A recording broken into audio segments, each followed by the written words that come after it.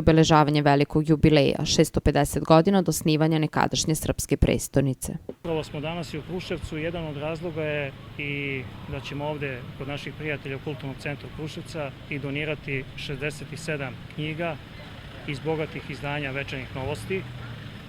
67 je simbolika na 67 godina postojanja Večernjih novosti.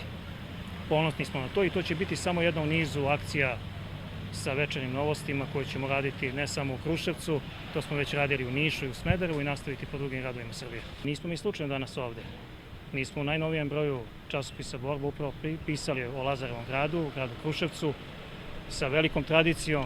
650 godina postojanja je navršilo na Vidovdan.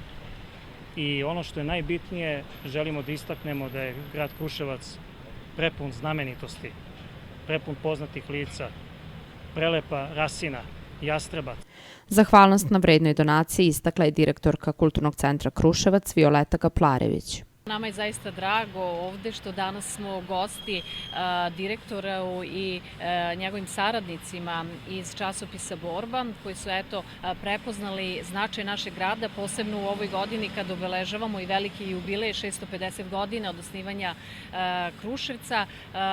Časopis koji se bavi kulturom, tako da svakako i naš grad je našao svoje mesto u ovom časopisu. Možemo da se pohvalimo brojnim kulturno-istorijskim znamenitostima, našim programima, aktivnostima koji svakako zavređuju pažnju da se nađu u njihovom časopisu.